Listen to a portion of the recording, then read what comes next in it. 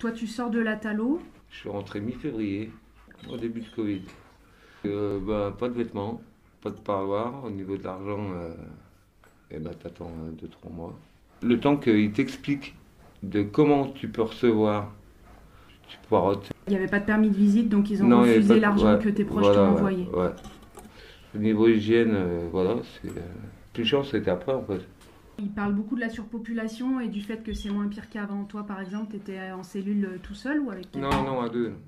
Après, ça c'est pendant un petit moment, ça s'est plus ou moins vidé, mais ça s'est rempli aussi sec que ça s'est vidé. Et toi, il y a Et, eu des moments où tu as été tout seul pendant la durée de ton incarcération? Non, à part pendant la quatorzaine. Et les gens que Qui tu étaient- voyais autour de toi, il y en avait plusieurs qui étaient seuls ou la majorité était à deux? Non. Non, la plupart étaient à deux. Mais sinon, non, à deux, voire trois, quatre. Toi, tu as vu des gens qui étaient 3-4 ouais, par ouais, cellule. ouais. Et Ouais. là, par Au exemple, bâtiment A, ouais.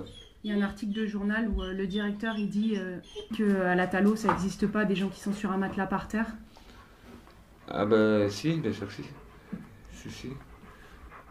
Si. T'as plein de cellules. Après, c'est pas t'as des conneries pour le moment, un peu moins parce que ça s'est vidé au bâtiment B. Mais au bâtiment A, si, t'en as plein qui sont par terre. Ils sont par terre, la tête dans le frigo. Ouais, parce que c'est des cellules toutes petites aussi. Voilà, t'es à 3-4, c'est t'as ça, pas de- t'as pas de 8 place. mètres carrés en fait. T'enlèves la table, t'enlèves les lits, t'enlèves les toilettes, t'enlèves tout, donc tu te retrouves avec 3-4 mètres carrés viables. Est-ce que tu peux raconter comment c'était pendant qu'il y avait les mesures liées au confinement, qu'il n'y avait pas de parloir et tout, il n'y avait pas d'activité, ça se passait comment là-bas? Eh ben, il y avait aucun contact avec l'extérieur. Donc le linge, t'avais pas de linge. Pendant 15 jours, ils ont fait une session où ils te lavaient ton linge. Mais ça a duré 15 jours. Sur les 2-3 mois de coupure qu'il y a eu avec tout le monde extérieur, en fait. Et donc il n'y avait pas d'activité, ça fait que Non, il n'y la avait pas journée d'activité, il n'y c'était avait plus rien. Soit tu allais en promenade, soit tu faisais rien. toute la journée. Soit tu faisais rien, ouais. Aucune activité. T'étais tout coupé avec tout. Sauf avec les surveillants. Les surveillants n'étaient pas coupés. C'est con à dire, mais ouais. Aucun masque, aucun rien du tout, même qu'ils se foutaient de ta gueule quand voilà. C'est eux qui te disaient pour respecter la distance d'1 mètre, alors que ceux qui. Ouais, en fait, ils ont prétexté que c'était pour la santé des détenus qu'ils empêchaient tout contact avec l'extérieur, mais concrètement, pour votre santé en matière de prévention, il y a quoi qui a été Il fait? y a rien qui a été fait. Il y a strictement rien qui a été fait. Il n'y a rien du tout. On avait plus de contact avec l'extérieur, mais c'est comme si on avait des contacts encore pire que l'extérieur, parce que eux, on les voyait tous les jours. Mis à part les infirmières qui avaient leur masque tout le temps, eux, c'était je m'en bats les couilles, voilà. Ouais, eux, ils Il y avaient avait rien de spécial. rien du tout. Et même là, quand la loi est passée, enfin quand le truc est passé là, début août, parce que moi je suis sorti juste après, pas le reconfinement, mais tu sais qui réoblige les masques dans les lieux. Ouais, dans les lieux publics. Aucun surveillant avait les masques. Mm. Aucun surveillant avait les masques. Il n'y avait rien. Tu parlais des conditions où tu as vu ta SPIP, que c'était Mm. sans masque. Donc quand j'étais en quatorzaine, donc je devais voir ma SPIP, donc du coup, alors parce que normalement en quatorzaine tout passe logiquement, tout ce qui est parloir, tout ça, ils peuvent pas te l'interdire normalement. Mhm. Donc j'ai vu ma SPIP, donc en tête à tête comme on est là, même pas 1 mètre de l'autre, Sans masque. voilà, Sans sans vitre. masque, sans rien du tout. Et par exemple, est-ce que tu peux raconter comment ça se passe l'accès aux soins quand tu es là-bas? Pour moi c'est bien passé, parce que j'ai un traitement. Donc vu que j'ai un traitement tous les jours, je vois les infirmières, mais ça c'est grâce aux infirmières que ça s'est bien passé. Sinon en fait c'est au bon vouloir du 06. Celui qui gère les portes en fait. Mhm. C'est au bon vouloir de son heure, de son humeur. C'est celui qui va s'occuper d'aller chercher telle personne à tel endroit, les D'accord. mouvements des personnes, l'infirmerie, les activités, les machins. Mhm. Suivant dans quel bâtiment t'es, quel étage t'es, c'est comme quand tu sors de la douche et que t'attends une demi-heure, ils sont en train de faire une partie de baby-foot en face de toi et qui te regardent et t'attends. Donc c'est un peu la même gamberge en fait. Et du coup, justement, tu parles des douches. L'accès à l'hygiène, c'est comment là-bas? Déjà, il n'y a pas de douche en cellule. Non, il n'y a pas de douche en cellule. Là, mais par contre, ils sont en train de les mettre. Et tu as droit à 3 douches par semaine, 3 c'est douches ça? par semaine, ouais. Une tous les 2 jours. Sauf quand tu travailles. Mais si tu es en placement sanitaire, tu n'as pas droit aux douches. L'inverse de ce que ça devrait être. Ouais. Parce que bon, si tu es en placement sanitaire, normalement, voilà, justement, Donc t'as pas le droit aux douches, t'as le droit à rien. C'est douche en cellule, Douche en si cellule, t'as pas sauf qu'il n'y a pas de d'argent, douche, c'est quoi. fini. Si t'es... Ah ouais, ouais, non, pas de douche au lavabo, quoi. Ouais. Si t'as pas d'argent, tu te démerdes. Quand tu dis placement sanitaire, c'est le confinement. Ouais, Donc toi, tu as eu une permission, ouais. et quand tu es revenu de ta permission, ils t'ont mis en Ils m'ont mis en confinement. confinement, ouais. Ils m'ont Donc mis en- déjà, c'est un peu absurde Sans me parce prévenir. que t'étais pas prévenu que tu serais Non, mis non, là-dedans. non, j'ai demandé avant. J'ai demandé avant, parce que sinon la perme, j'allais la refuser. C'était 3 heures pour un entretien. 4 heures, pardon. Pour un entretien et puis pour un boulot dans un an. Donc au pire, j'aurais refusé parce que j'aurais bien demandé. Je voulais pas être en quatorzaine. Et en fait, je suis revenu. Ils m'ont dit, bah écoute, voilà, tu pars en quatorzaine, on t'a préparé un pactage, il y a ton tabac. Et en fait, il n'y avait pas de tabac, il y avait un gel douche. Et tu pètes un plomb, ça en fait. Et donc, c'est quoi les conditions de la quatorzaine? Tu disais que par exemple, Et t'as ben pas tu accès aux restes, douches. t'as pas accès aux douches, t'as pas accès à la promenade. Enfin, ils te disent que t'as accès à la promenade, mais ils viennent pas te chercher. Le premier jour, ils viennent. Deuxième jour, ils t'oublient. Troisième jour, tu les appelles parce qu'ils t'ont oublié la veille. Et quatrième jour, en fait, quand t'appelles, ils jouent au baby-foot. Moi, c'est le baby-foot qui m'a marqué. C'est hallucinant. Tu les entends, tu les vois jouer au baby-foot et t'attends. T'as des micros pour appeler, tu sais, des micros, les interphones. Mm. Ils répondent pas une fois, tellement après ils viennent te casser les couilles. Moi, quand je suis rentré de quatorzaine, donc on m'a dit, bon, il y en a un qui m'a dit, t'es déclassé. Bon, il disait ça en plaisantant. Moi, sur le coup, je l'ai pris au sérieux, donc du coup, j'ai appelé Rimbaud pour qu'il joigne mon avocat. Et tout de suite, là, par contre, là, tu as tous les chefs qui déboulent. Donc en fait, ils écoutent quand ça les arrange, quoi. Les téléphones sont tous sur écoute, alors que c'est marqué que les coups de téléphone ne doivent pas être écoutés. C'est que tu as un papier, en fait, pas moi, donc quand je travaillais, j'étais au petit quartier. Et donc en fait, tu as des papiers sur les lois, enfin, sur comment ça doit se passer. Mm. Et tu as un papier où c'est marqué en gros, les appels téléphoniques ne doivent en aucun cas être écoutés. Quand j'ai appelé Rimbaud, 3 minutes après, j'avais les 3 chefs de bâtiment qui déboulaient dans ma cellule. Donc tu reviens de ta perme, tu es en quatorzaine, donc ça fait que Mhm. tu n'as pas accès aux sanitaires, tu n'as pas de promenade, tu es dans la cellule qui n'est Ouais. pas ta cellule habituelle, c'est où? C'est au Non, qui est quartier dégueulasse en général, mais bon, ça, de toute façon, à la Talo, c'est habituel. Et donc tu restes dans la cellule toute Voilà. la journée à rien faire. C'est ça. Donc ça veut dire que là, actuellement, les gens qui demanderaient une perme, ils seraient dans ces conditions-là. C'est ça. Mais en tout cas, c'est fait pour C'est- dissuader les gens de demander des permissions. Et tu Et peux... c'est la façon de répondre quand tu demandes des renseignements. Parce que moi, quand je suis arrivé, donc j'ai posé des questions parce que pour moi, j'étais déclassé, machin, patin coupin. Et pour moi, le chef de détention, ce qu'il m'a dit, écoute, t'as vu, je m'en bats les couilles, décale-toi de mon cadre de porte. Ah ouais. Ouais, en fait, il t'a traité comme une merde, quoi. Voilà, c'est ça. Comme pour les douches, t'as des surveillants, là, comme pour les douches, comme pour les draps. En fait, les draps, si tu veux, tu sais, c'est tous les 15 jours, ils te changent les draps. Mais normalement, c'est à partir de 10 heures. C'est le temps que tu es en promenade. Donc, tu sais, quand tu le sais, tu prépares tes draps, tu les poses devant la porte, machin. Mais des fois, ils vont passer à 7 heures. Moi, je travaillais au drap. Et un surveillant, il me disait, bah non, on va passer à 8 heures le matin, ils dorment tous. Comme ça, on est sûr de. Hop là, en 7 minutes, on faisait un étage entier. En sachant Donc, qu'il y tu veux a, dire, il y a il t'a- 70 cellules. Il t'a dit, on choisit de passer à une heure où tout le monde dort, comme Voilà, ça, comme on ça, a on se moins fait de pas boulot chier. et Et on moi, change pas les draps. voilà, exactement. Et je travaillais au drap, donc c'est vraiment. Je sais de quoi je parle. Il y a un des deux surveillants qui était comme ça. L'autre était beaucoup plus cool, lui prenait du temps. C'est comme pour la gamelle, hein. Il passe, là, t'es pas devant, pas. Les douches, c'est pareil. Voilà, les douches, voilà, t'as des surveillants. Si t'es pas devant la porte quand ils viennent t'ouvrir pour la douche, si t'es pas devant la porte avec ta serviette de bain et ton gel douche, bah t'as pas de douche. Et est-ce que tu peux raconter un peu ce qu'on entend beaucoup parler des conditions d'insalubrité à la maison d'arrêt? Tu peux raconter comment c'est de ce que tu as vu? Ah bah oui, oui, oui. Ouais, ouais. Tu fais caca à côté de ton collègue. Tu sais, t'as un petit bout de bois comme ça, enfin une planche comme ça. T'as pas d'intimité? Aucune, non. Non. T'as aucune intimité, non. Puis dans tous les sens du terme. Il y a juste un truc qui a changé aux douches, c'est qu'ils ont mis une séparation pour que tu prennes ta douche. Tu sais, avant, c'était des grandes pièces où tu avais des gels douche. Le seul Ouais. truc qu'ils ont changé maintenant, c'est que tu as une planche entre chaque jet d'eau.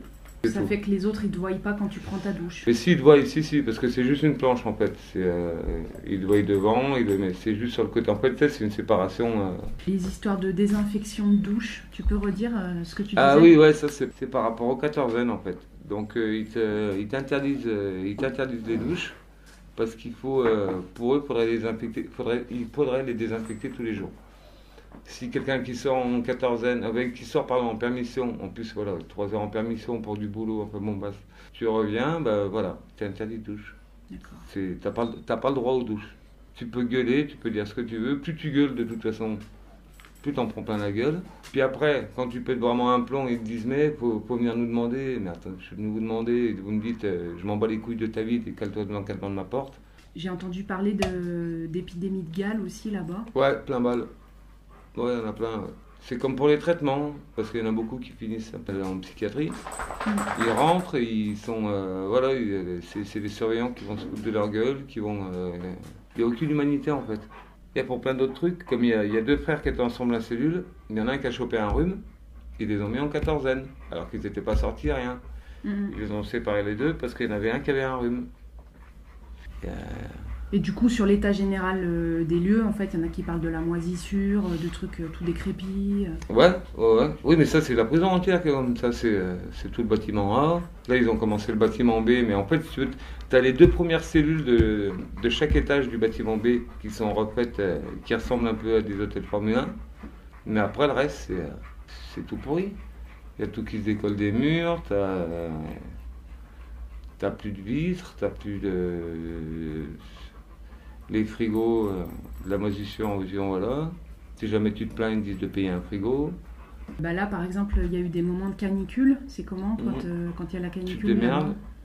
Tu te démerdes. C'est pour ça, comme je disais tout à l'heure, il y en a, ils se couchent par terre, ils ouvrent le frigo, ils mettent la tête dans le frigo. Quoi.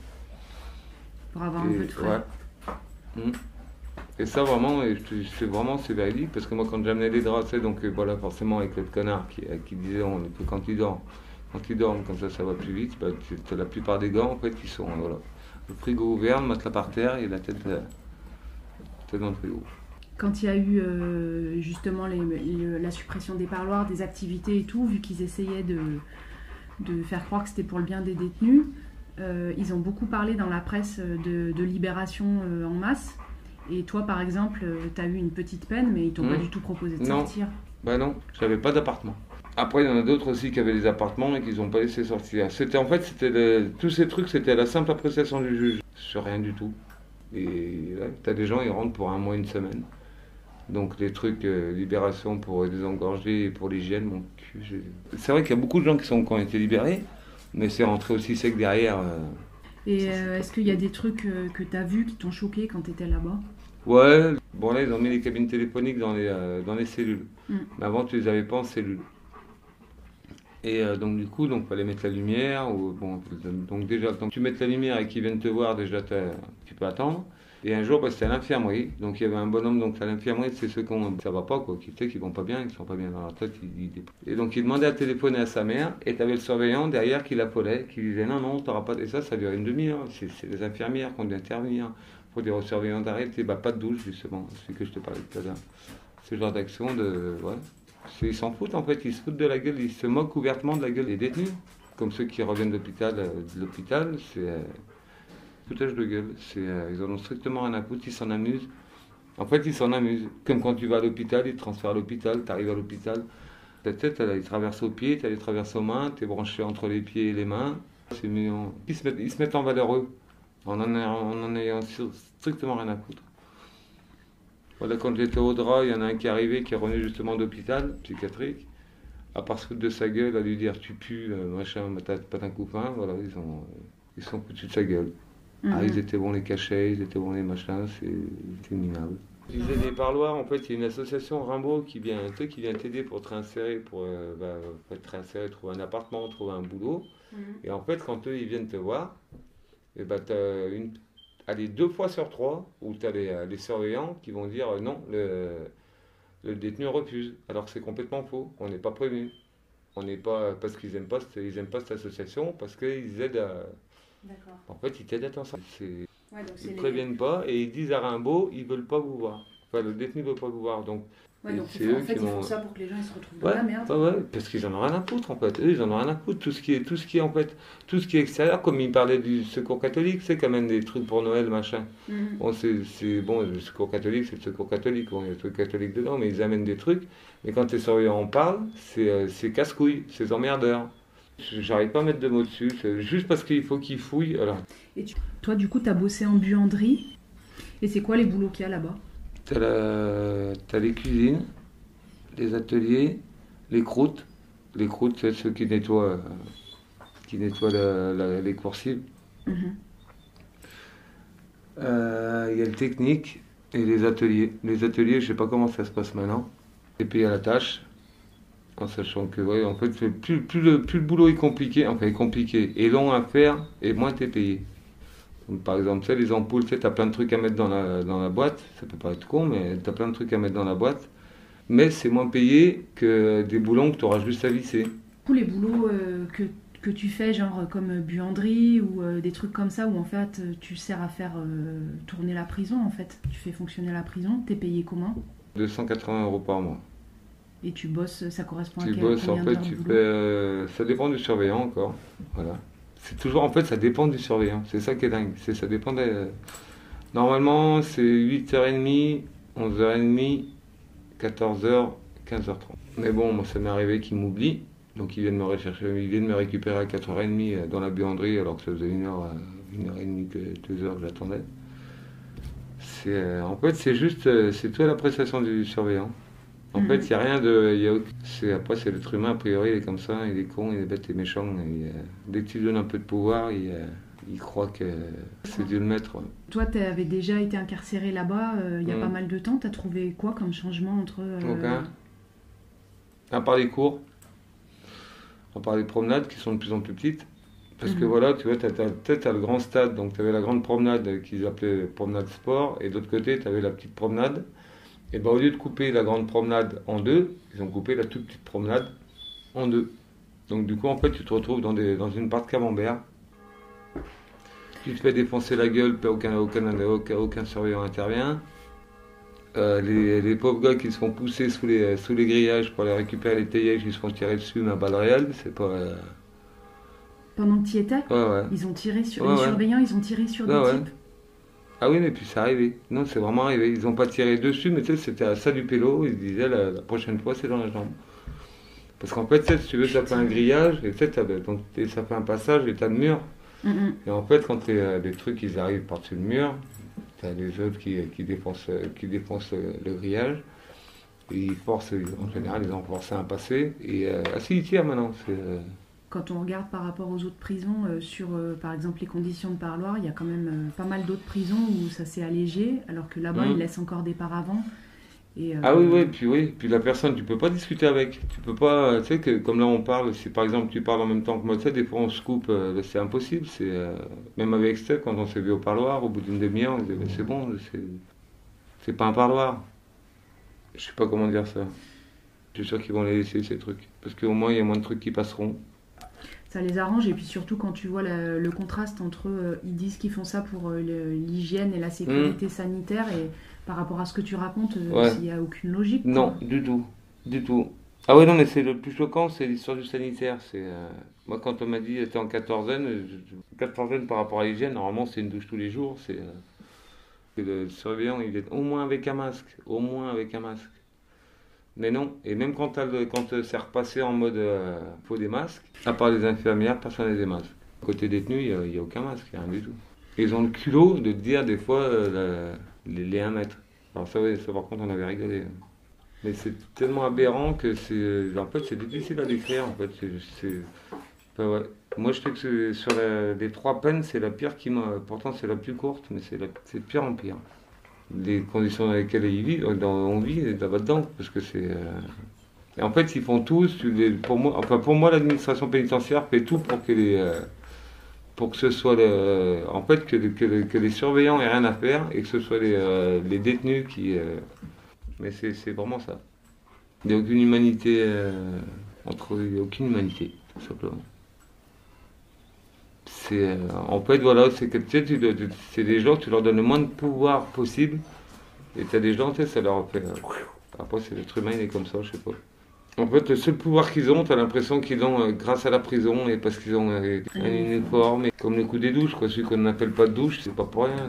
Ben, merci à toi pour toutes ces infos.